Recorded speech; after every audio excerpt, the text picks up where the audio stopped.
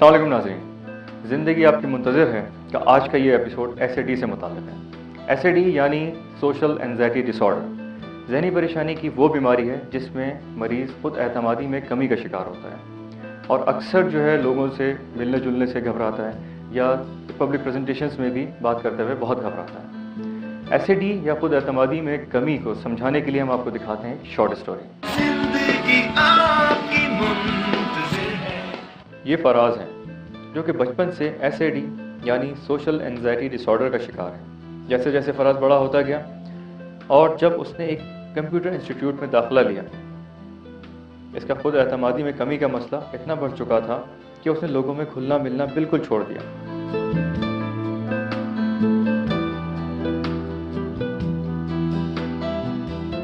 उसने अपने साथी स्टूडेंट्स के साथ रहने की बजाय अकेले रहना शुरू कर दिया। इसको महसूस होता था कि बाकी सब लोग इससे ज़्यादा समझदार हैं और वो जो बात भी करेगा सब उसे बेवकूफ़ समझेंगे। इसी ख्याल से वो किसी भी मौजू पर बात करते हुए घबराता था। फराज को हमेशा किसी एड एजेंसी या टेलीविज़न प्रोडक्शन हाउस में क्रिएटिव डायरेक्टर की हैसियत से काम करने की ख्वाहिश थी।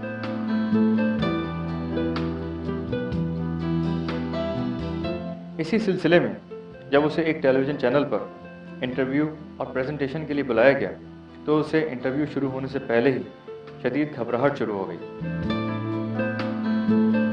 इसका दिल ज़ोर ज़ोर से धड़कने लगा, हाथ पांव ठंडे पड़ गए और इंटरव्यू के दौरान तो उसका मुंह बिल्कुल खुश्क हो गया और हाथ कपकपाते रहे। इसके मुंह से बमुश्किल कोई जवाब निकल पा रहा था।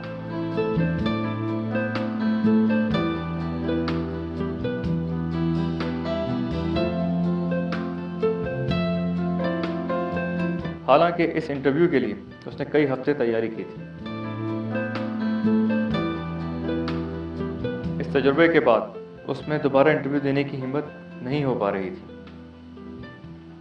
शॉर्ट स्टोरी आपने देखी, ये शॉर्ट स्टोरी का पहला पार्ट था। इसका सेकंड पार्ट हम आपको पैनल डिस्कशन के दौरान दिखाएंगे। तो आइए चलते हैं डॉक्टर आसमा की तरफ। आज के हमारे इस प्रोग्राम का मौजू है सोशल एंजाइटी डिसऑर्डर। इस मौजू पर गुफ्तगू करने के लिए हमने जिन माहिरीन को अपने स्टूडियो में मदऊ किया है, पहले मैं आपका उनसे तारुफ कराती चलूँ। सबसे पहले हमारे साथ तशरीफ़ फरमाए डॉक्टर फवाद खान, जो पेशावर से तशरीफ़ लाए हैं, American board certified from Harvard medical institute, और शफीक साइकेट्रिक क्लिनिक पेशावर में कंसल्टेंट साइकेट्रिस्ट हैं। उनके साथ तशरीफ़ रखते हैं डॉक्टर आफ्ताब खान, ये भी American board certified from Harvard medical institute और ये इस्लामाबाद साइकेट्रिक क्लिनिक में कंसल्टेंट साइकेट्रिस्ट हैं। उनके साथ तशरीफ़ रखते हैं डॉक्टर नासिर सईद खान, जो कि लाहौर से तशरीफ़ लाए हैं और सर्विसेज हॉस्पिटल लाहौर में कंसल्टेंट साइकेट्रिस्ट हैं और head of the psychiatry department हैं। तो गुफ्तगू का आगाज़ करते हैं। सबसे पहले तो डॉक्टर साहब मैं आपसे पूछना चाहूँगी कि बिल्कुल बेसिक क्वेश्चन कि सोशल एंजाइटी डिसऑर्डर आखिर है क्या? सोशल एंजाइटी डिसऑर्डर इंग्लिश का वर्ड है और इसको अगर देखा जाए, सबसे पहले मैं आपको ये बताता चलूँ कि नफ्सियाती सारी बीमारियों के जो नाम रखे गए हैं वो उनकी अलामात के हिसाब से रखे जाते हैं। एंग्जाइटी, सबसे पहले हमें थोड़ी सी समझ इस बात की होनी चाहिए, एंग्जाइटी क्या है। एंग्जाइटी परेशानी, तशवीश, इसको कहते हैं। सोशल एंजाइटी डिसऑर्डर वो चीज़ है जब सोशल सिचुएशंस, मसलन लोगों के सामने जाना, परफॉर्मेंस के लिए कहीं हजूम है या इस जगह पे जहां आप पर नज़रें होंगी, ऐसी सिचुएशन में जब इंसान परेशानी, तशवीश का इतना शिकार हो जाए कि वो उस वक़्त अपने आप को सही तरह कंट्रोल ना कर सके या कुछ ऐसे प्रॉब्लम्स फेस करने लगे कि जिसकी वजह से उसकी ज़िंदगी में कोई प्रॉब्लम बन जाए, तो इस बात को हम सोशल एंजाइटी डिसऑर्डर का नाम देते हैं। छोटी सी चीज़ मैं ऐड कर दूं डेफिनेशन के हवाले से, जैसे डॉक्टर फवाद ने बताया है, हम इसको उर्दू में एज सच तो डिफ़ाइन नहीं कर पाते, लेकिन एंग्जाइटी डिसऑर्डर्स में खौफ, परेशानी, बेचैनी और एक अनजानी सी कैफियत जो इंसान के अंदर रहती है, जो हर एक को होती है, हर एक नॉर्मल इंसान को भी होती है, लेकिन अगर वो इस कदर बढ़ जाए किसी भी सिचुएशन में, सोशल एंजाइटी डिसऑर्डर के हवाले से ये कि लोगों के साथ जब राब्ता होता है, कि पब्लिक गैदरिंग होती है, बॉस के सामने जाना है, आपने अपने किसी कोलीग के साथ जाना है या आप किसी लड़की के साथ बैठे हुए हैं, गपशप लगा रहे हैं, उस सिचुएशन में भी अगर आपको खौफ, बेचैनी, घबराहट का एलिमेंट अगर हो तो उसको हम सोशल एंजाइटी डिसऑर्डर में लेके। इसके साथ ये भी ऐड करना चाहूँगा कि सोशल एंजाइटी डिसऑर्डर की इन अलामात के अलावा जिस्मानी अलामात भी होती हैं। मसलन दिल भी ज़ोर ज़ोर से धड़कना शुरू हो जाता है, मुंह खुश्क हो जाता है, सांस जल्दी जल्दी तेज़ी से लेने शुरू कर देते हैं लोग, मसल टेंस हो जाते हैं और कुछ देर बाद सर में दर्द की शिकायत भी हो जाती है। डॉक्टर साहब, ये कितनी आम है बीमारी, ख़ास तौर पे ये जो मेल टू फीमेल रेशियो, या फिर कोई ख़ास एज से रिलेट कर सकते हैं हम इसको, या स्पेशली किसी सोशल क्लास के साथ हम इसको रिलेट कर सकते हैं? इसमें बेसिकली ये बीमारियां आमतौर पर जो देखी गई हैं वो यंग एज ग्रुप में ज़्यादा देखी जाती हैं। यंग एज ग्रुप से मुराद मेरी जो है वो है कि 12 साल से लेके तकरीबन 35 साल की उम्र के दरमियान ये ज़्यादा प्रॉब्लम्स देखी जाती हैं। इसमें औरतों में ये बीमारी ज़्यादा पाई जाती है मर्दों के मुकाबले में। उसकी बहुत सारी वजूहात हैं। औरतों का जेनेटिक मेकअप कैसा है, उनमें कुछ अंदरूनी हार्मोन सिस्टम होता है जो डिफरेंट होता है मेल से, और थोड़ी नज़ाकत होती है। सो उस हवाले से अगर आप देखें तो ये औरतों में रिलेटिवली ज़्यादा है। ये इंतहाई कॉमन है। अगर आप इसको किसी भी और बीमारी से कंपेयर करें, जैसे कि अगर आप शुगर की बीमारी लेते हैं, ब्लड प्रेशर की बीमारी लेते हैं, तो ये उतनी ही कॉमन है। आम तौर पे जो रिसर्च हमारे यहाँ, अनफॉर्चुनेटली पाकिस्तान में इस किस्म की कोई रिसर्च अवेलेबल नहीं है जिसमें उन्होंने एग्जैक्ट स्टैटिस्टिक्स दी हों कि ये कितनी कॉमन है, लेकिन जितनी भी मेजर रिसर्च कैरी की गई हैं उसमें ये देखा गया कि तकरीबन 3 से 13% के दरमियान लोगों में ये है। सो हर 100 में से 13 लोग सोशल एंजाइटी डिसऑर्डर का शिकार होते हैं।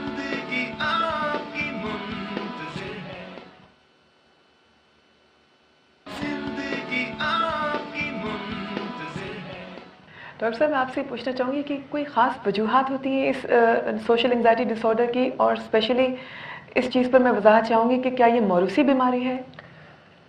ये सवाल बहुत इम्पोर्टेंट है और हमेशा किया जाता है कि ये क्या इंसान में ख़ानदान दर ख़ानदान चल रहा है या ये हालात की वजह से बनी ये बीमारी।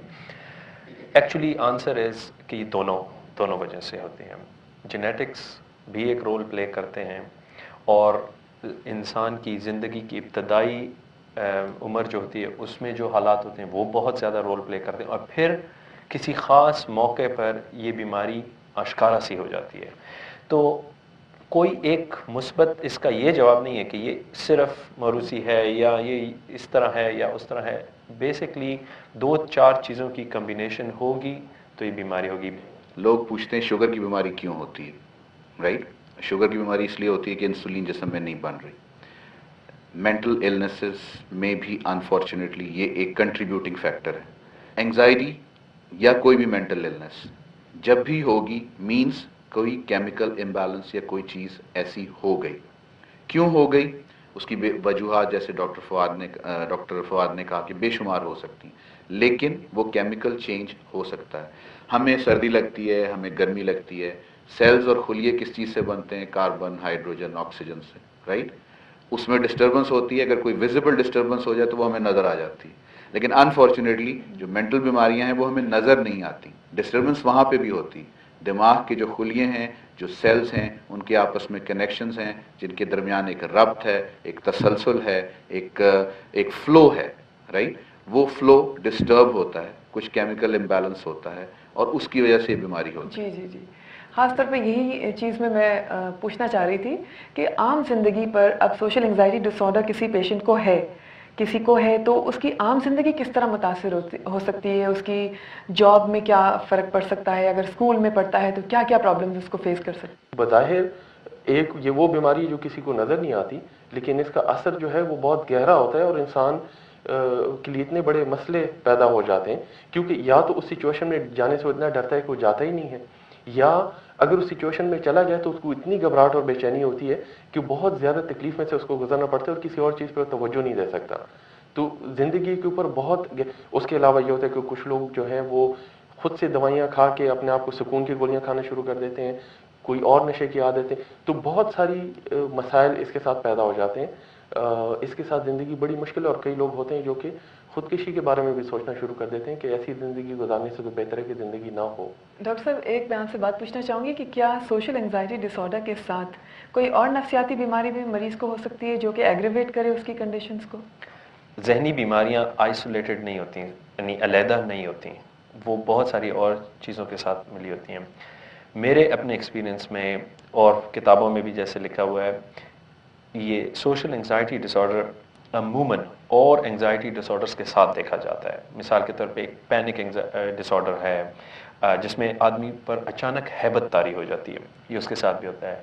ڈپریشن یعنی خفگی یا تشویش کہیں, ہمیشہ تقریباً میں دیکھتا ہوں کہ ان لوگوں کی زندگی میں ایک میجر رول پلے کر رہی ہوتی ہے. بیچ بیچ میں ہلکے ہلکے یہ ڈپریسڈ ہوتے ہیں اور پھر سوشل انگزائٹی سرفیس بھی کر جاتی ہے.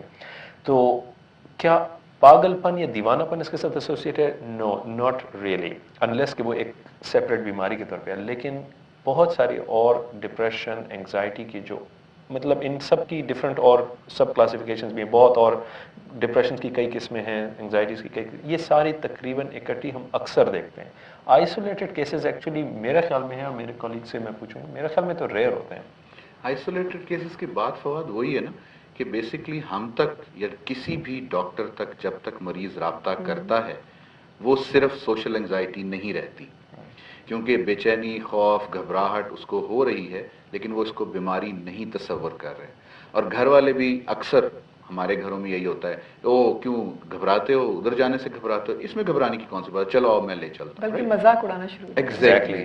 اب وہ بات پھر وہی ہے کہ وہ اس طرح بڑھتی چلی جاتی ہے کہ اس میں پھر یاسیت, مایوسی, خودکشی کے خیالات, وہم کی بیماریاں, خوف اور مختلف چیزیں ایکسپینڈ ہوتی چلی جاتی. ڈاکٹر صاحب اس وقت میں یہ پوچھنا چاہوں گی کہ اگر ایسے مریض ان کو کوئی ہوپ رکھنی چاہیے کہ علاج کے بعد وہ پوری طرح سے نارمل ہو سکتے ہیں؟ 100%. 100%. پینل ڈسکشن ابھی جاری ہے, لیکن اب ہم آپ کو دکھاتے ہیں اس شارٹ سٹوری کا سیکنڈ پارٹ. ایک دن ARY ڈیجیٹل چینل پر ذہنی پریشانی کے بارے میں پروگرام دیکھتے ہوئے اس نے SAD سے متعلق سن کر اندازہ لگایا کہ یہ پروگرام تقریباً اس کے ہی بارے میں ہے, اور SAD کی تمام علامات اس کی زندگی میں پیش آنے والے واقعات سے بالکل ملتی جلتی ہیں. اسی وقت فراز نے فیصلہ کیا کہ وہ کسی اچھے سائیکیٹرسٹ سے یا ڈاکٹر سے ملاقات کرے گا.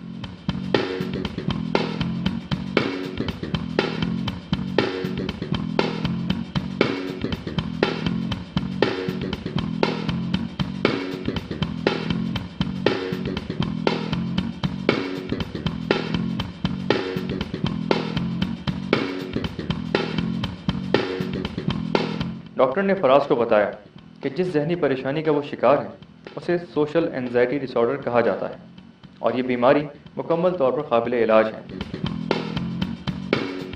اور یہ بیماری دماغ میں چند کیمیکلز کی بے ترتیبی کی وجہ سے ہوتی ہے, اور یہ ذہنی پریشانی کی بیماری بآسانی دوائیوں سے اور سائیکو تھراپی سے کنٹرول کی جا سکتی ہے.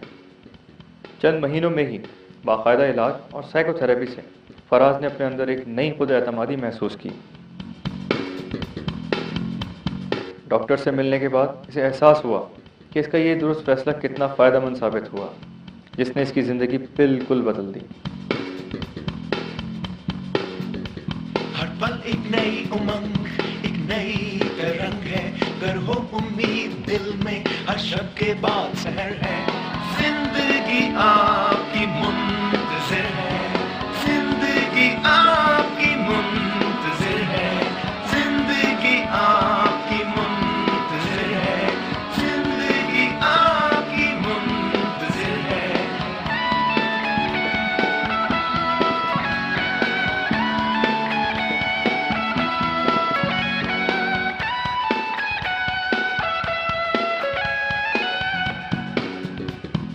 آج فراز کی ایک لیڈنگ ٹیلی ویژن چینل پر ڈائریکٹر کی حیثیت سے ایک پروگرام کی ریکارڈنگ ہے, اور اس کا اعتماد بتا رہا ہے کہ ایسا کرتے ہوئے اسے کوئی گھبراہٹ محسوس نہیں ہو رہی.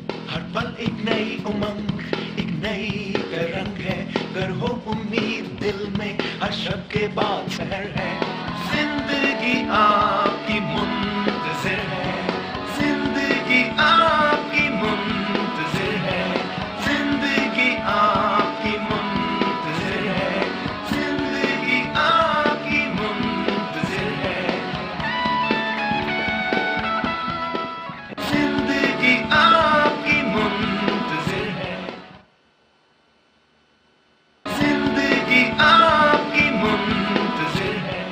डॉक्टर साहब ट्रीटमेंट की बात शुरू हुई है तो मैं ये पूछना चाहूँगी कि इस बीमारी का इलाज क्या है और ख़ास तौर पे ये कि ये कितना लंबा चल सकता है। ट्रीटमेंट जब की जाती है तो इन दोनों को देखना होता है, एक पूरा जैसे कॉम्प्रिहेंसिव जैसे हम कहें ट्रीटमेंट का जो तरीका होगा उसमें आप दवाइयों को भी सोचेंगे और आप उसकी शख्सियत को भी फोकस करेंगे। दवाइयों का ये कमाल होता है कि फ़ौरन कोई रिज़ल्ट निकल आता है, आप दवाइयाँ देनी शुरू करते हैं और दवाइयों में भी आपको तरीके होते हैं कि पहले आप इस किस्म की दवाई से शुरू करेंगे, फिर इस पर जाएंगे और फिर इतनी करेंगे और इतनी कम करेंगे। आप दवाई शुरू करते हैं, बंदे की शख्सियत बदले बगैर रिजल्ट्स प्रोड्यूस हो जाते हैं। दवाइयों का भी एक फ़ौरन असर है, एक लॉन्ग टर्म असर है, इसी तरह साइकोथेरेपी का एक और एंगल से असर है। तो एक बेहतर इलाज वही होता है जिसमें आप सारे हिस्सों को देखते हैं और उसके साथ चलते हैं। डॉक्टर साहब ये दवाइयों का जो उन्होंने जिक्र किया है, दवाइयों के बारे में ख़ास तौर पे नफसियाती बीमारी की जो दवाइयाँ होती हैं, लोगों का ये बिलीफ होता है कि इनको खाने से आदत पड़ जाती है, एडिक्शन हो जाती है। सोशल एंग्जाइटी डिसऑर्डर में अगर वो दवाइयाँ हम इस्तेमाल करें तो बहुत मुख्तसर अरसे के लिए वक्ती फ़ायदे के लिए इस्तेमाल करते हैं, लेकिन जो असल इलाज है दवाइयों से, वो दवाइयाँ जो इस्तेमाल उनकी कोई आदत नहीं पड़ती। सिर्फ यही नहीं आदत पड़ने की, इसके अलावा और भी लोगों के गलत ख्याल, मसलन उनको एक किस्म नींद बहुत होती है, गनूदगी होती है, लोग स्लो हो जाते हैं। नई दवाइयाँ जो हैं उनमें नींद बिल्कुल भी नहीं है। सुबह नाश्ते के बाद आप इस्तेमाल करते हैं, आप उसी तरह फ्रेश और शाश बशाश होते हैं जिस तरह के आपने कोई नींद की दवाई ना ली हो। आदत इसकी बिल्कुल नहीं पड़ती। समटाइम्स ये होता है कि पेशेंट्स को एक आध महीने में फ़र्क पड़ना शुरू हुआ, इधर उन्होंने दवाई छोड़ दी। तो पेशेंट्स के लिए और हमारे और देखने वालों के लिए आप क्या बताना चाहेंगे कि कितने लंबे अरसे तक उनको ये इलाज करवाना चाहिए? देखिए, जब भी किसी बीमारी का इलाज किया जाता है तो उसकी 2 फेजेस होती हैं। एक एक्यूट फेज़ के उसका जो सिम्टम्स हैं, अलामतें हैं, जो उसको तकलीफ़ें हो रही हैं, उससे उसको निजात मिल जाए। दूसरी फेज़ ये कि जब वो ठीक हो जाए तो उसको दवाई या जो भी इलाज किया जा रहा है इतने अरसे के लिए दिया जाए कि बीमारी दोबारा ना हो, राइट। जो एक्यूट फेज़ है उसमें आमतौर पे जैसे ये जो लोग कहते हैं जी नशावर अद्वियात, जिसका अभी जिक्र मेरे दोनों साथियों ने किया, नशावर अद्वियात आमतौर पे नहीं दी जाती, ठीक है। एंटी डिप्रेसेंट दवाइयाँ नशावर नहीं होती, इनसे नींद नहीं आती। एक्यूट फेज़ में जब इंसान बहुत ज़्यादा परेशानी के साथ डॉक्टर के पास आता है, उसको बेचैनी है, घबराहट है, खौफ है, वो गिर रहा है, तो उस वक्त वक्ती तौर पे शायद नींद की 1-2 गोलियां उसको दी जाएं, राइट। उसके बाद ये एंटी डिप्रेसेंट या एंटी एंग्जाइटी ट्रीटमेंट स्टार्ट कर दी जाती है। एक्यूट फेज़ आमतौर पे 4 से 6 हफ्ते तक का रहता है। उसमें उसकी एंग्जाइटीज़ और बाकी सारी चीज़ें आहिस्ता आहिस्ता कम होते होते ख़त्म हो जाती। 6 हफ्ते के बाद जो भी अगर नींद की दवाई की या किसी चीज़ की ज़रूरत पड़ी तो उसको बंद कर दिया जाता और उसके बाद लॉन्ग टर्म ट्रीटमेंट स्टार्ट होती है। लॉन्ग टर्म ट्रीटमेंट का दौरानिया जो है वो वेरी करता है, ठीक है। एक चीज़ है कि कितनी जल्दी वो डॉक्टर के पास इलाज के लिए आ गया। जैसे ही उसको महसूस हुआ कोई प्रॉब्लम है, आ गया, इलाज का दौरानिया शॉर्ट हो जाएगा। अगर उसको 8 साल से, 10 साल से, 15 साल से ये तकलीफ है और फिर वो डॉक्टर के पास आया तो डेफिनेटली दौरानिया लंबा होगा। लेकिन आम तौर पे 2 से 3 साल के दरमियान ये अद्वियात का मुकम्मल रुक जाना मुमकिन होता है। ओके डॉक्टर साहब ये बताइए कि ये जो पेशेंट के साथ रहने वाले लोग होते हैं और उनके घर वाले, दोस्त अहबाब, ये किस तरह उसकी ट्रीटमेंट में और उसकी रिकवरी में किस तरह हेल्पफुल हो सकते हैं? जनरली ये बहुत अच्छा तरीका होता है कि अगर आप मरीज़ को देख लें और आपको पता चले कि उसकी इंटरपर्सनल रिलेशनशिप जो हम कहते हैं, जो लोगों के साथ उसका ताल्लुक़ है, उसमें बहुत ज़्यादा ऐसी बातें हैं जहाँ आप कुछ हेल्प कर सकते हैं, तो फैमिली को भी इन्वॉल्व करें, बुलाएं उनको। फैमिली का सपोर्टिव होना, उनकी हेल्प करना मरीज़ों की, उनकी इस बात को सबसे पहले तो इस बात को समझ लेना कि ये बीमारी है, ये मकर नहीं है, ये खामखा काम से नहीं छुप रहा, ये बीमारी है और इसका इलाज है और फैमिली की सपोर्ट बहुत ज़रूरी है। और डॉक्टर साहब पेशेंट खुद क्या अपने लिए कर सकता है? अपने लिए पेशेंट का रोल बहुत अहम है। उसमें मुख्तलिफ इक़साम है, कॉग्निटिव थेरेपी, बिहेवियर थेरेपी है, साइकोडायनामिक थेरेपी है। ये डॉक्टर ही बेहतर फैसला कर सकते हैं किस मरीज़ को कौन सा इलाज चाहिए, लेकिन ये फिर मरीज़ ने एफर्ट करनी होती है। वो सारे उस तरह से सोचना होता है, वो सारे काम करने होते हैं, रेगुलर सेशंस पे आना होता है। ये सारी तब्दीलियाँ जब होती हैं तो बहुत बेहतर तबीयत हो जाती है। और मेरा अपना ज़ाती तजुर्बा ये है कि वो मरीज़ جو کہ اپنی مدد خود کرنا چاہتا ہے اور ڈاکٹر کی ایکسپرٹیز کو استعمال کر کے اس کا فائدہ اٹھاتا ہے، وہ جلدی بھی بہتر ہوتے ہیں اور ان کی بیماری واپس بھی نہیں آتی ہے۔ آپ میسج کیا دینا چاہیں گے مریضوں کو ہمارے پروگرام کے تھرو؟ میرا سب سے ضروری میسج تو ایک ہی ہے کہ ہم لوگوں کو ہر چیز کو، ان بیماریوں کو جو مینٹل ایلمنٹس ہیں یا مینٹل النیسز ہیں، ان کو انڈرسٹینڈ کرنا چاہیے۔ آج کل کمپیوٹرائز زمانہ ہے، کمپیوٹر اور انٹرنیٹ پہ ہر قسم کی انفارمیشن اویلیبل ہے۔ میڈیا، پریس، ان جگہوں پہ اس چیز کو یہ قائل کرنا ہے کہ ایک، یہ بیماری ہے، بیماری کی طرح اس کا علاج کروایا جائے۔ دو، ان بیماریوں کے علاج میں کوئی نشہ آور ادویات کا استعمال نہیں ہوتا۔ تین، بجائے اس کے کہ انسان ایک کسمہ پرسی کی عالم میں رہے، بے چینی، گھبراہٹ اور خوف کے عالم میں رہے اور زندگی سے کٹتا چلا جائے، اس کو زندگی میں واپس آنا چاہیے۔ یہ زندگی بہت حسین ہے، اس کو حسین طریقے سے گزارنا چاہیے۔ ڈاکٹر صاحب نے بڑا اچھا کنکلوژن دیا ہے، آپ کوئی میسج دینا چاہیں گے؟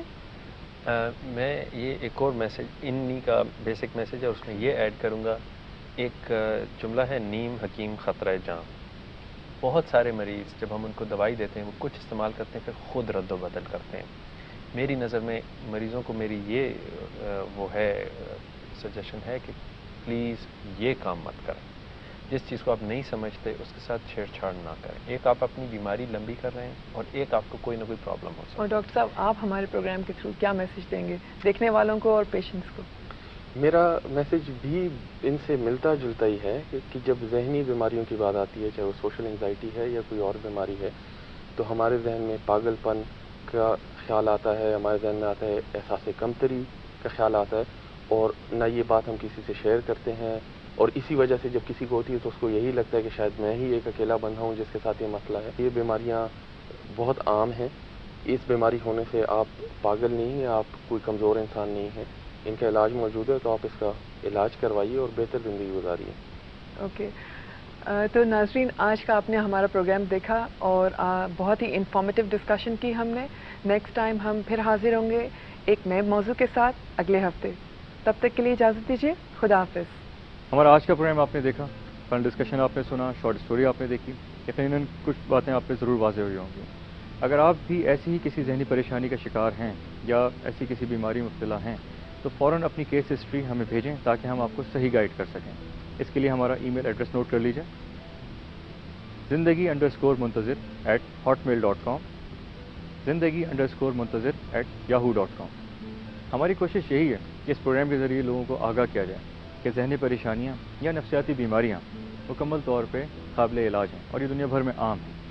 اگر آپ میں یا آپ کے کسی عزیز میں ایسی کچھ علامات ہیں جو آج آپ نے ہمارے پروگرام میں دیکھی، شارٹ اسٹوری میں یا پینل ڈسکشن میں سنی، تو آپ کا پہلا قدم یہ ہونا چاہیے کہ آپ فوری طور پہ کسی اچھے سے سائیکیٹرسٹ سے یا ڈاکٹر سے مشورہ کریں اور رابطہ کریں اور اس کے بتائے ہوئے علاج پہ مکمل طور پہ باقاعدگی سے عمل کریں۔ اس کے ساتھ ہی ڈاکٹر احسن کو اجازت دیجیے، اللہ حافظ۔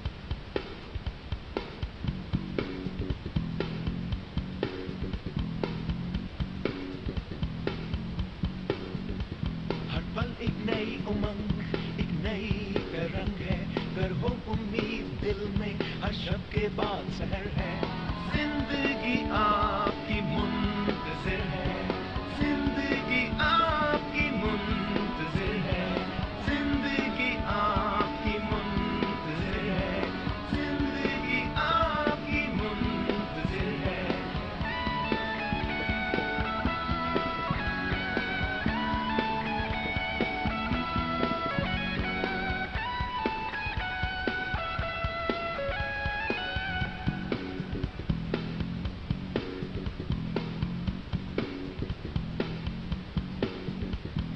راستہ مشکل اگر ہو